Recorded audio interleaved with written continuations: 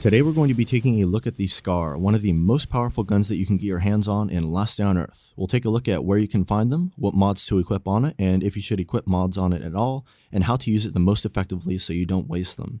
Now the Scars are a bit different from any of the other guns in Last Day on Earth in that you can find other guns a good bit easier. Say the M16, Uzi, AK, and the like are fairly common drops, but Scars are really rare.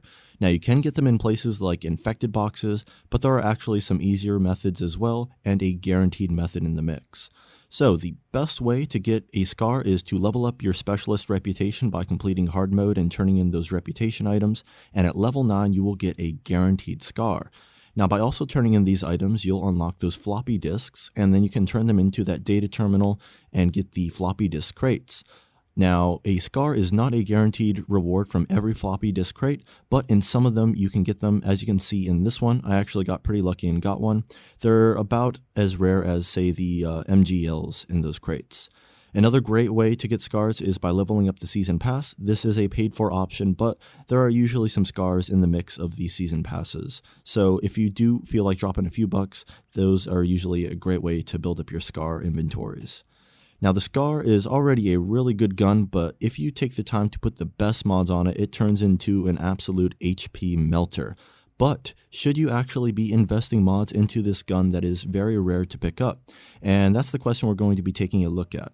There are some other guns in Last Day on Earth and other weapons in general that I have not recommended modding, and I would actually say the same goes for the Scar. And while we scroll through this best mod infographic, I'll let you know why.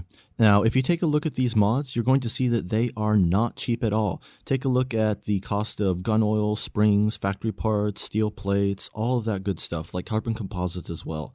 And if you're going to invest these really rare materials in a gun, you want to be able to invest it in something that you're going to be able to have in your inventory regularly.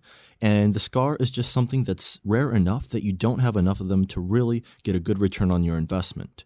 Now, let's say you do have a Scar, and even if it's not modded, you're going to want to use this thing on the most difficult content in the game. And what is some of the most difficult content in the game? Bunker Bravo.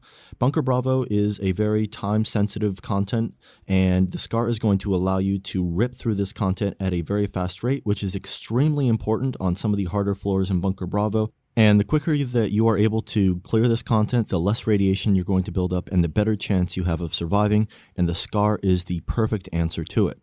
Now, a fully modified AK is also an amazing choice for that content.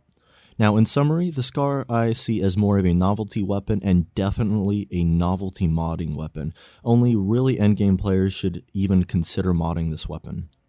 And thank you so much for watching this video on the Scar, and if you're interested in more informational Last Day on Earth content, check out my LDOE log playlist. I've got over 30 other informational Last Day on Earth videos there. Thanks again for watching, and have yourself a great day.